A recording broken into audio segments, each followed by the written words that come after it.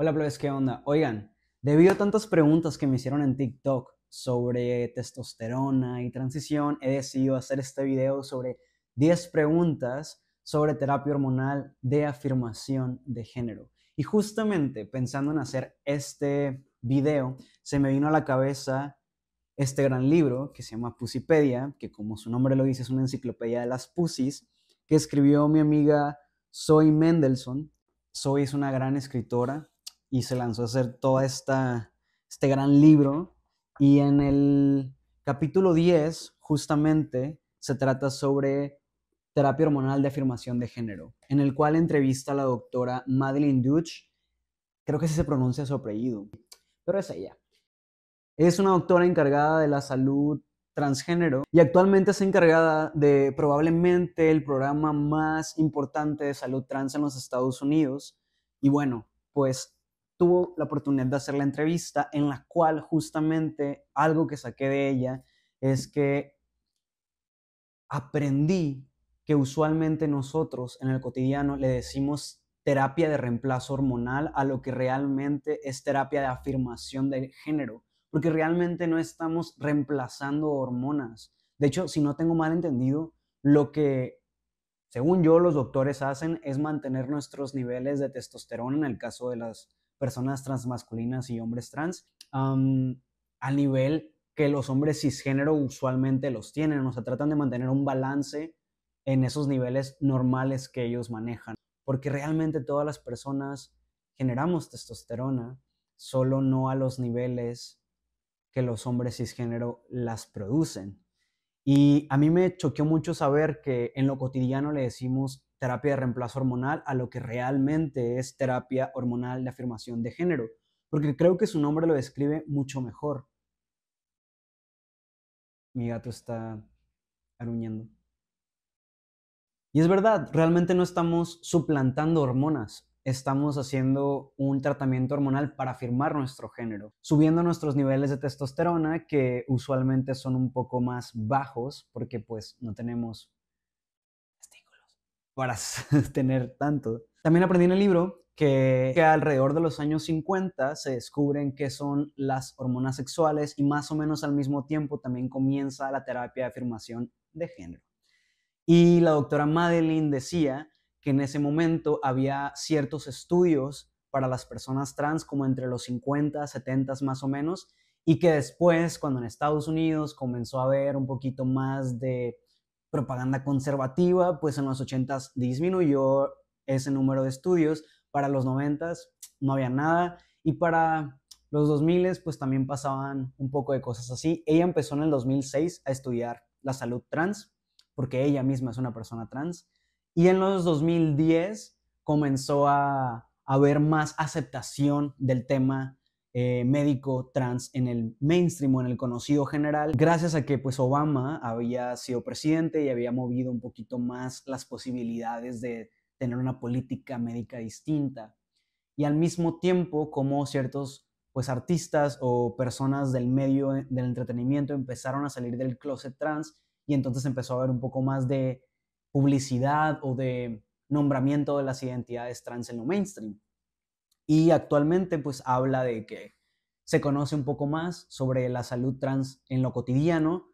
Sin embargo, todavía hay luchas por ganar porque, por ejemplo, no hay tantos entrenamientos de las personas que están a cargo de los servicios médicos sobre cómo lidiar con nuestras experiencias, porque una cosa es la investigación, que de hecho no está muy a fondo esa investigación, le falta mucho tiempo para en alcanzar un nivel maduro, y otra cosa es que los médicos conozcan esa información y se actualicen sobre la información de las personas trans y cómo es el cuidado de nuestra salud. Y bueno, la primera pregunta a mí me sorprendió demasiado que me la hicieran tanto porque me preguntaron muchísimas personas qué es la testosterona. Yo pensé que por lo menos la mayoría de las personas sabíamos más o menos qué era y descubrí que no. Usualmente la testosterona se le nombra como la hormona masculina o la hormona del hombre y estamos en lo incorrecto porque realmente no es la hormona del hombre porque no solo el hombre la genera. Más bien los hombres cisgénero tienen más altos niveles de testosterona que hacen cambios fisiológicos en ellos. y ocasionan una masculinización del cuerpo, pero realmente todas las personas tenemos esa hormona. La testosterona es una hormona humana, no una hormona del hombre. Y al mismo tiempo, también es un tema, ¿no? O sea, hablar de si los hombres tienen más testosterona que las mujeres y bla, bla, bla, porque pues no todos los hombres tienen altos niveles de testosterona naturalmente, igual que no todas las mujeres los tienen bajos. Es todo un tema, pero no nos vamos a meter ahí, solo vamos a explicar eso. Y la pregunta 2 es, ¿cómo puedo comenzar el tratamiento hormonal? Bueno, pues lo primero que tienes que hacer es ir con un psicólogo. El psicólogo antes se usaba que te diagnosticaba con disforia de género. La disforia de género actualmente está fuera del DSM-5, que es básicamente la Biblia de los psicólogos, que dicen qué enfermedades actualmente cuentan como enfermedades mentales y cuáles no. La disforia de género salió del DSM-5 en el 2014, entonces ya no se usa como tal la disforia de género, como un diagnóstico clínico. Más bien, creo que lo que se hace en terapia es tratar de encontrar las maneras en las cuales tú te sientes más cómodo, cómoda, cómodo en tu cuerpo y descubrir si la testosterona o las hormonas son el camino ideal para ti y tu caso, porque hay personas trans que no quieren comenzar terapia hormonal y hay personas trans que van a consulta con el psicólogo y se preguntan, ¿soy un hombre trans? ¿Soy una mujer cisgénero? ¿O soy una persona no binaria? ¿O qué me está pasando? ¿Quiero empezar las hormonas o lo que tengo lo puedo solucionar simplemente en terapia? Y creo que es muy válido. De hecho, creo que es súper válido para cualquier persona trans, cisgénero, lo que sea, ir con el psicólogo, la psicóloga, el psicólogo y cuestionarnos, ¿no? Las maneras en las que performeamos nuestro género, las maneras en las que está construida nuestra identidad, sea cual sea la etiqueta o la identidad que habitemos y que nos haga sentir cómodos, porque ese proceso que llevamos las personas trans de introspección, de preguntarnos si nuestro género realmente es nuestro género, creo que enriquece mucho la manera en la que construimos nuestras identidades. Entonces, bueno, ese es el paso 1. El paso 2 es que después de que tu psicólogo o psicóloga lleva un tiempo contigo en terapia, te va a invitar a hacer una prueba de vida. La prueba de vida consiste en vivir todo el tiempo con el género con el que te identificas. Lo que se ha hecho es que usualmente empiezan con tareas chiquitas. Por ejemplo, la primera vez que mi psicóloga me dijo, oye Dante, ve al centro comercial y cómprate una ropa pensando en Dante, ¿no? Yo todavía no había transicionado, casi nadie sabía que me llamaba Dante, usaba pronombres neutros solamente, y aunque ya me vestía muy andrógino, la verdad, nunca había comprado una prenda de ropa pensando en Dante. Y yo, ahí voy, ¿no? Y la verdad es que sí hizo una diferencia. O sea, comprar algo específicamente pensado para construir esta identidad que estaba habitando nueva, sí hizo una diferencia. La segunda tarea creo que involucró que buscara una persona que pudiera ser mi aliada o aliade en nombrarme por mi nombre, ¿no? O sea, como si yo todavía no me animaba a salir al mundo a decirles cómo me llamaba y cuáles eran mis pronombres, o si todavía no estaba al 100% seguro de cómo habitar esa nueva identidad, o si de antes era un nombre que yo quería, o si realmente me sentía cómodo con los nombres masculinos, pues la tarea era encontrar a la persona en la cual ensayar esas cosas. Porque hay cosas que son sociales, o sea, hay cosas que no podemos saber las respuestas hasta que lo llevamos con los demás. Y bueno, en ese proceso encontré a una persona que era mi espacio seguro, con quien podía en secreto de todos los demás nombrarme como quien yo era y empezar a acostumbrarme al nombre de Dante y a los pronombres masculinos y dar respuestas si realmente era algo que a mí me acomodaba o no. Después la prueba de vida va avanzando y al principio son esas probaditas de cosas para ir tanteando terreno, o como decía un profe de la escuela, de la universidad, tanteando el agua a los camotes. Y pues en ese proceso va aumentando el nivel de las cosas que te pide la psicóloga, porque no solamente va a ser que lo hagas una vez al día o en secreto, eventualmente va a necesitar que sea una prueba de vida como tal, completa, que te vivas todo el día, todo el tiempo con el género con el que te identificas.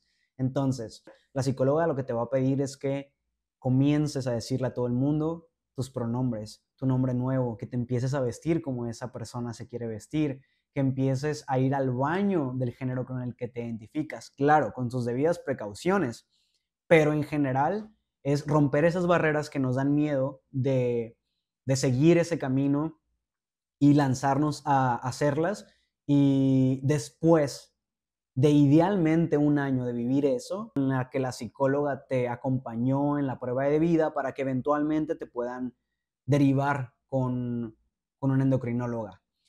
Muchas veces no es un año entero lo que se espera porque hay personas que ya se viven desde su género, desde antes de llegar con la psicóloga, pero la, como el estándar de tiempo recomendado para alguien que lo va explorando de primeras es un año.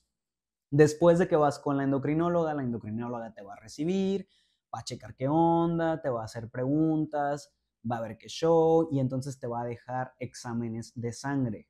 Los exámenes de sangre que te va a dejar es biometría hemática, un perfil hepático que la verdad no sé qué se refieren las siglas, pero dicen AST, ALT.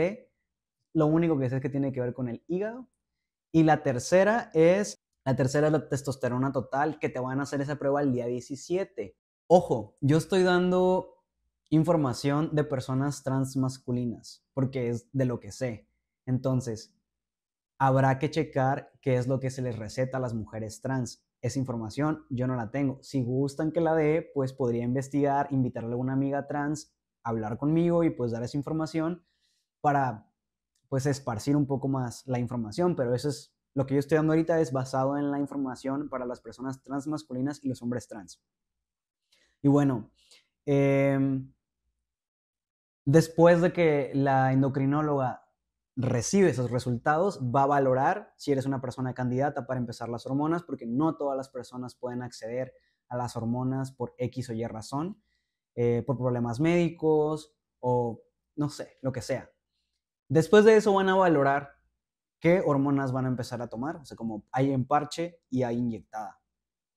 Y después, pues ya tu dosis, ¿no? Si es cada 15 días, cada 21 días, cada 28 días, ver qué onda. Pasado ese gran camino de ir con tantos especialistas médicos, finalmente te recetan las hormonas y toca administrarlas y que empiece a pasar el tiempo para ver cómo evolucionan. Y bueno, la tercera pregunta es, ¿qué pasa si tomo dosis altas de testosterona o qué pasa si los hombres cisgénero toman testosterona? Estas van de la mano y las puse juntas porque, como decía anteriormente, los niveles de testosterona que manejan los especialistas de la salud realmente son los niveles de testosterona que los hombres cisgénero naturalmente manejan de una forma saludable. Entonces, si eres un hombre cisgénero o un hombre trans que quiere subir sus niveles de testosterona, esperando que haya cambios de masculinización más rápidos o más marcados de lo que está llevando su proceso, no va a funcionar.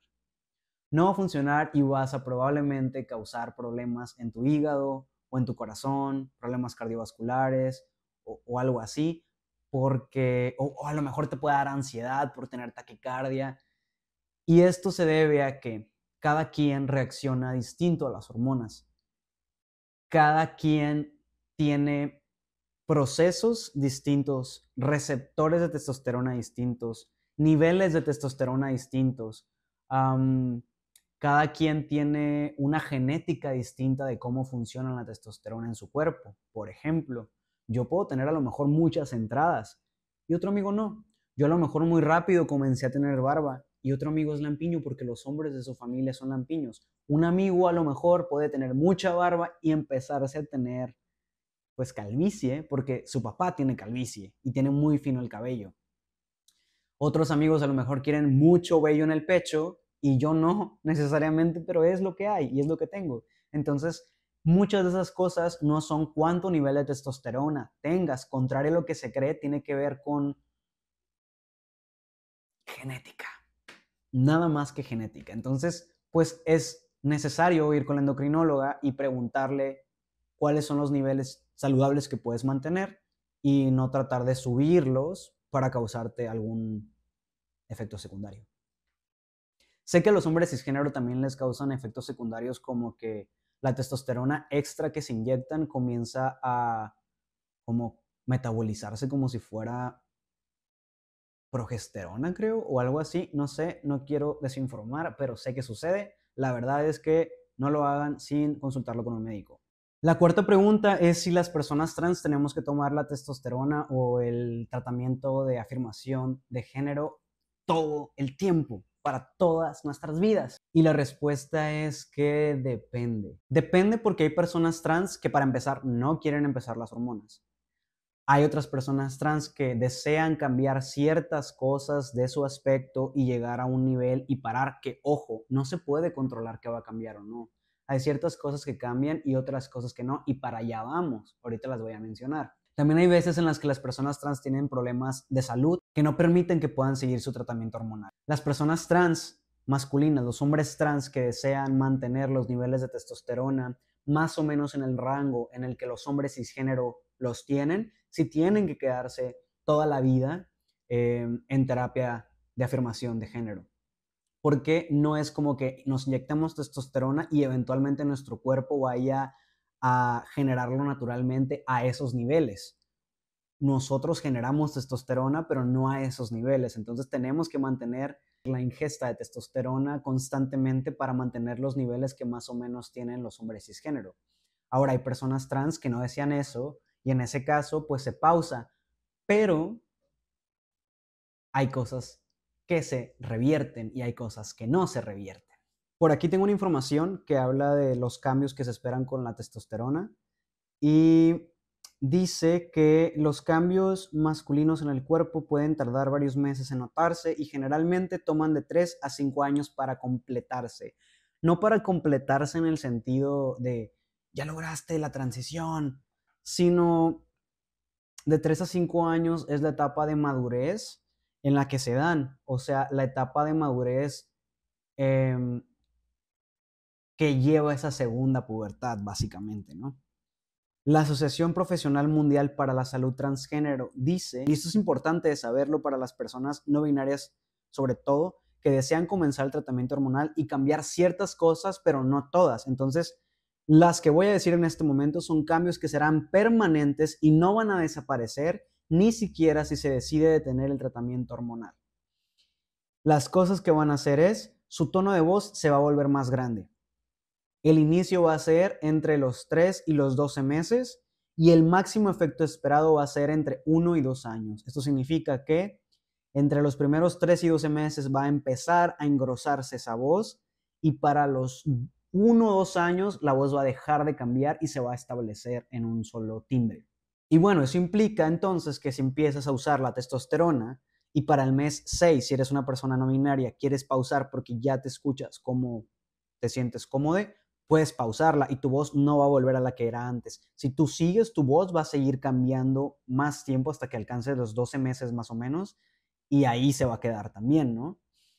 Y la número 2, que va a ser permanente, que no va a desaparecer si pausas las hormonas, es el aumento del crecimiento, engrosamiento y oscurecimiento del vello corporal y vello facial. Ese toma entre 3 y 6 meses, el comienzo, en el momento en que inicia ese crecimiento y engrosamiento del vello, y el efecto máximo esperado es entre 3 y 5 años. Entonces, tú a los 6 meses empiezas a tener barba por primera vez y para los 3, 5 años va a terminar de salir la barba que tu genética va a permitir. Una vez que tú pausas el tratamiento hormonal, no va a volver a lo que era antes. Muy difícilmente. Otra cosa que va a ser permanente y que no va a cambiar es la posible caída de cabello en las sienes, o sea, las entradas, y la corona de la cabeza, que es la calvicie masculina, y posible calvicie completa, alopecia, o sea, que se caiga todo el cabello de la cabeza. Eso puede ser variable, depende mucho de la genética. Checa si los hombres de tu familia tienen pues tendencia a la alopecia andrógena y no hay realmente una marca de empieza en este momento y termina en el otro. No se puede saber. Otra de las cosas que cambian y que muchas personas trans no conocen y que cuando lo conocen se emocionan es el aumento en el tamaño del clítoris. Este se da entre los primeros 3 y 6 meses más o menos y se completa hasta el 1 o 2 años. El clítoris es el equivalente, como muchas personas saben, a el pene. Entonces puede crecer entre 5 y 8 centímetros de largo en su etapa erecta, como un pene, pero al mismo tiempo, como esto sucede, también hay atrofia vaginal. Y la atrofia vaginal hace referencia a que empiezas a lubricar menos que antes y las paredes internas de la vagina empiezan un poquito a como hacerse más delgadas, entonces hay posibilidades de sangrado al momento de tener relaciones por penetración y hay que tener un control con ginecología con esto porque varía mucho las personas. Tengo amigos trans que tienen el mismo tiempo de testosterona que yo o más y me dicen que ellos lubrican bastante igual o parecido a como antes de la testosterona. Ya vemos otros que no lubricamos tanto como antes. Hasta ahorita van los cambios que son permanentes. Ahora los cambios que no son permanentes y que probablemente se van a revertir si detienes el tratamiento hormonal. Estos son, los periodos menstruales van a parar, generalmente unos meses después de empezar el tratamiento con testosterona. Comienzan a parar entre los primeros 2 y 6 meses. Si no paran, tienes que ir con tu endocrinólogo y decirle, oye, no me ha dejado de bajar, ¿qué está pasando? Porque entonces hay algo que se debe hacer ahí. Y el efecto máximo esperado es variable. Si tú te dejas de inyectar testosterona, van a volver esos periodos menstruales. Algo que siempre nos dicen es que nos deja de bajar, pero no dejan de haber cólicos menstruales. La verdad, no sé a qué se deba, pero sí siento que he sentido a veces esos coliquitos más o menos molestos que, según entiendo, tienen que ver con la regla que ya no hay. También hay posible aumento de peso y dice, si aumenta de peso, esta grasa tiende a ser en el abdomen y la sección media del cuerpo, en lugar de los glúteos, las caderas y los muslos, lo que hace que el cuerpo sea más masculino. Esto refiere entonces a que cuando hay este aumento de peso o este cambio en el aumento de peso, realmente es una redistribución de la grasa. Las mujeres y las personas asignadas mujer al nacer usualmente tienen sus depósitos de grasa, o no sé cómo decirlo, en la parte de los muslos y los glúteos y las caderas. Y los hombres cisgénero y las personas asignadas hombre al nacer usualmente y más naturalmente lo tienen en la parte de arriba, como pecho, panza, abdomen y así. Entonces esa redistribución de grasa va a darse una vez comenzadas las hormonas, pero cuando pares las hormonas va a volver a su lugar donde estaba antes. Otra de las cosas que cambian es el aumento de la masa muscular y la fuerza en la parte superior del cuerpo y la posible sensación de energía, de más energía física. Esto toma entre 6 y 12 meses y llega a su pico máximo entre 2 y 5 años. Entonces, esto significa que es cierto que los hombres generan más rápido, pues, músculo y por eso los hombres cisgénero que quieren estar mamados comienzan las hormonas comienzan a usar testosterona y se puede dar, pero claro, tiene que ir con un entrenamiento constante de poder generar ese músculo, no se va a dar solo. Otra de las cosas que pasan es que el tamaño de las glándulas mamarias disminuye un poco, aunque pueden ablandarse, y eso es variable, eso no se puede decir. Tampoco significa que va a haber como una baja de pecho sustancial o importante, más bien va a ser un poco y más que nada va a ser como flacidez. Y eso pues ayuda y por eso creo que algunos médicos cirujanos recomiendan estar en hormonas para luego comenzar el proceso de masculinización de tórax, pero no es la regla. Hay personas no binarias que nunca quieren hormonas y van a hacerse su mastectomía y no hay problema, pero esta es la razón por la cual según yo lo recomiendan. Otra de las cosas es acné y un poco de oleosidad o grasita en la piel, alopecia androgénica, que pues es quedarse pelón, aumento del deseo sexual y dice, pueden ocurrir cambios en el estado de ánimo o en el pensamiento. Tal vez note que tiene reacciones menos emocionales y más sentimientos de enojo o agresión. Algunas personas encuentran que su salud mental mejora después de comenzar el tratamiento hormonal. Los efectos de las hormonas en el cerebro y su procesamiento de las emociones no se comprenden por completo. Yo aquí opino que si bien sí hay un aumento de la irritabilidad, de el enojo y de como reaccionar más intensamente a ese tipo de emociones, sí creo que tiene mucho que ver también con que es necesario que las personas trans y los hombres en general vayamos con un especialista, psicólogo o nosotros mismos para encontrar nuevos mecanismos de defensa para enfrentarnos a estas emociones. Porque sí hay un cambio emocional con las hormonas que tanto mujeres trans como hombres trans reportan, pero lo que pasa es que para las emociones que antes presentábamos ya teníamos ciertos mecanismos de defensa para autorregularnos. Entonces, es natural que si reaccionas distinto con las hormonas a estas nuevas emociones o se presentan de forma distinta, es necesario buscar formas en cómo tratar de mitigarlos y de reaccionar de manera distinta, porque es una pubertad. Te vas a sentir como un chiquillo puberto y vas a tener que aprender nuevas formas de hacerlo.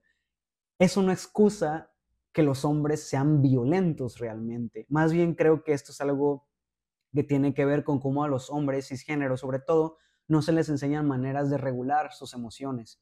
Entonces, sí hay un cambio emocional, pero también debe haber un cambio con cómo lidiamos con esas emociones y cómo aprendemos a trabajar con ellas. La quinta pregunta habla sobre efectos secundarios y daños a largo plazo de las hormonas. El tratamiento con testosterona para masculinizar el cuerpo tiene varias cosas que es necesario que se sepan. Hay posibles ventajas y desventajas, riesgos, signos de advertencia y alternativas, y aquí se van a nombrar. La doctora Medellín mencionaba que comenzar el tratamiento hormonal es un poco como cuando comenzaron a darnos la vacuna del COVID. Si a ti te dan la vacuna para el COVID y es una vacuna que apenas acaban de hacer hace unos meses y que han probado en muy pocas personas, quizás dirías, no, yo me voy a esperar a que se la hagan a más personas y ya que tengan el test de millones de personas, yo me la inyecto. Pero en ese momento de la historia, cuando recién comenzaron a ponernos la vacuna para el COVID, sabíamos que era ponernos la vacuna con el riesgo de efectos secundarios o el riesgo de enfermarte. Y el riesgo de enfermarte era posiblemente la muerte. Entonces, con nosotros es parecido. Hay ciertos efectos secundarios, hay ciertas cosas que no se saben sobre la terapia de afirmación de género y hay cosas que se van a ir avanzando conforme pase más tiempo y conforme se dedique más tiempo para estudiarlo. Sin embargo, actualmente no se sabe mucho, pero sabemos que no darle hormonas a alguien en la actualidad tiene muchos riesgos en la salud mental, en la salud física y en la vida misma, tanto por el riesgo a no pasar en una sociedad profundamente transfóbica o el riesgo de que la persona pues decida terminar su vida, ¿no? Entonces, creo que aquí es valorar eh, siempre la vida, que la decisión de comenzar hormonas siempre sea acompañada de valorar la vida. Y Y bueno, también pensar que las hormonas y las cirugías no arreglan todos los problemas de disforia o todos los problemas mentales. También hay que recordar que las personas en general, no importa qué identidad habites, siempre somos bombardeadas bajo los estándares de belleza inalcanzables que los medios masivos nos ponen. Entonces, las personas trans no somos la excepción y es incluso a veces más difícil para nosotros adaptarnos a esas formas en que la sociedad nos enseña que son hombres y mujeres. Y nosotros somos un target muy fuerte para esos estereotipos y querer reproducirlos. Entonces hay que tratar de pensar de qué maneras también nos podemos cuidar de esas ideas de cómo son los hombres y las mujeres que a lo mejor no nos hacen bien adaptarnos. Por eso es importante escuchar a los médicos y seguir sus instrucciones en la medida de lo posible, porque sabemos que hay muchos médicos que son transfóbicos. Y de los efectos secundarios, pues no se sabe muchísimo, pero se sabe que hay algunos efectos como el síndrome de la apnea obstructiva del sueño. Simona. Si tienes epilepsia puede mejorar o empeorar, eso depende mucho de tu caso. Las cefaleas son impredecibles, o sea, hay migrañas, según yo, que a veces pueden estar asociadas con cambios en los niveles hormonales. Pueden haber efectos en el sistema nervioso periférico, y efectos en el sistema nervioso central, porque aquí menciona que puede haber como entumecimiento o hormigueo en algunas zonas debido a la testosterona. Y el estado de ánimo, o puede haber problemas psiquiátricos si no se trata a tiempo, estos cambios pues hormonales y comportamentales. Puede haber un cambio en el peso, puede haber una resistencia a la insulina, y aquí dice que los niveles elevados tanto de andrógenos como de estrógenos están asociados con una menor sensibilidad de la insulina en los cuerpos gestantes. Entonces aquí es importante tomarlo en cuenta si tienes diabetes o si eres propenso a tener diabetes. Y hay efectos tiroideos, o sea, la testosterona puede disminuir los niveles de la globulina fijadora de tiroxina, quién sabe qué sea eso, pero resulta en disminución en los niveles totales de la T4, que pues es la tiroides. Y dice aquí que no se dan cambios en los niveles de hormona tiroidea libre y no ocurre disfunción tiroidea clínica. Puede haber daños hepáticos, como cualquier medicina que te inyectas constantemente tienes que estar checando tu hígado porque puede haber una afectación del hígado. Y aquí también hay que recordar que las personas que empezamos el tratamiento hormonal tenemos que darle prioridad a dejar de consumir alcohol, dejar de consumir drogas en general, dejar de fumar tabaco, porque tienen efectos en el sistema nervioso y sobre todo son cosas que van al hígado y que pueden empeorar nuestro hígado, ¿no? Cuando tomamos medicinas no deberíamos tomar ni fumar. Las personas trans tenemos que dejar de fumar. Nadie debería fumar para empezar. Nadie debería fumar tabaco. Pero muy punto y aparte de eso, las personas trans empezamos el tratamiento hormonal y nos da un poco más de posibilidades de tener afectaciones cardiovasculares y por lo tanto deberíamos dejar de fumar tabaco con más razón todavía. Y pues dejar de tomar alcohol, porque el alcohol pues va al hígado, la testosterona va al hígado, y si estás tomando otras medicinas que van al hígado, pues estás cargando el hígado de un chorro de cosas y puede causar problemas hepáticos a la larga. Y bueno, aquí menciono alguna que otra cosa, como efectos en el ovario, pausar la menstruación, que bueno, eso es muchas veces lo queremos, y otras cosas por ahí que hasta ahorita se han reportado. Por ejemplo, efectos en la fertilidad. Pero bueno, no es una clase de medicina, aunque creo que vale la pena mencionarlas, porque esto no es una información que sea de conocimiento público. Y aunque hay estas evidencias, todas ellas dicen que son posibles porque dependen del organismo de cada quien y depende también de los cuidados que tengas en el cuerpo. Por eso es necesario que vayamos a revisión constante con la endocrinóloga. Yo usualmente voy cada 6 meses más o menos. Al inicio te van a pedir ir cada 3 meses probablemente para ir checando los avances, y al principio te van a pedir ir más constantemente, como unos cada 3 meses, para ir checando cómo va evolucionando tu cuerpo y tu reacción a las hormonas y si todo está bien con tus órganos y demás. Que no cunda el pánico, aunque mencioné varios efectos secundarios, realmente no hay muchas pruebas tanto ni para bien ni como para mal. Básicamente es como si fuéramos conejillos de India, así de malo como suena, pero es verdad y pues se está investigando. La pregunta 8 es si la testosterona hace que crezcas. La testosterona no necesariamente hace que crezcas, sobre todo si la empezaste a tomar ya en tus 20 o después de que te terminaste de desarrollar. Puede ser que tengas la opción y la posibilidad de crecer si comienzas antes de los 18, por allá de la pubertad, en la adolescencia, es posible. El crecimiento de las personas depende de la genética. Es posible que crezcas si empiezas más tiernito, más joven, pero una vez que ya empiezas a los 20, no es tan posible que crezcas.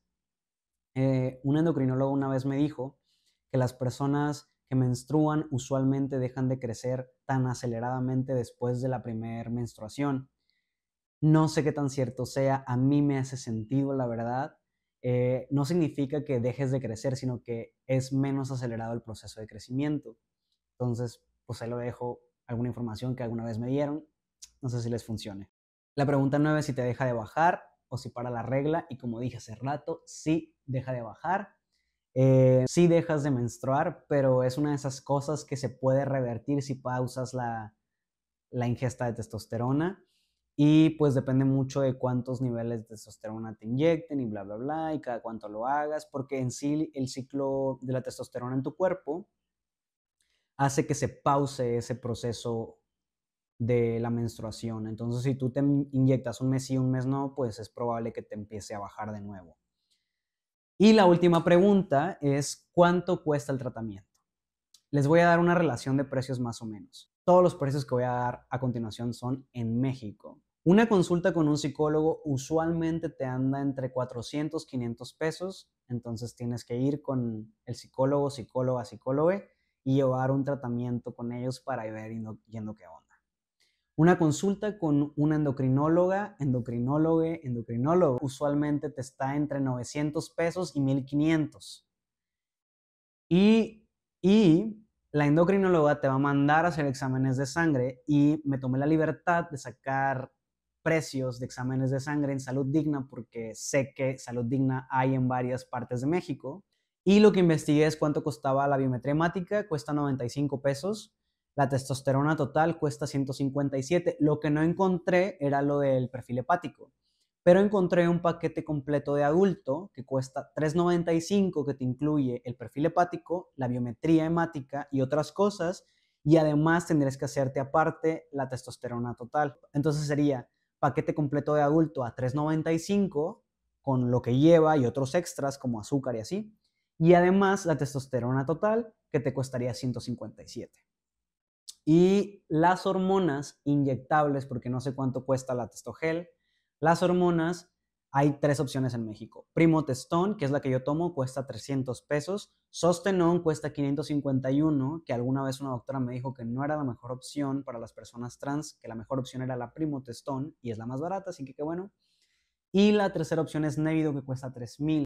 Ojo, Nevido cuesta tanto porque también dura más tiempo en el cuerpo y entonces tienes que inyectarte más a lo lejos, más tardado.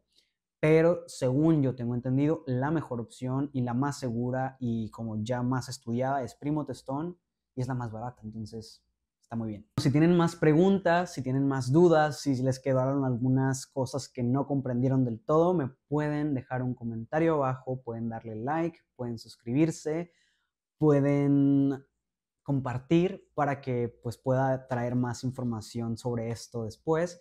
Y muchas gracias por escuchar. Nos vemos pronto.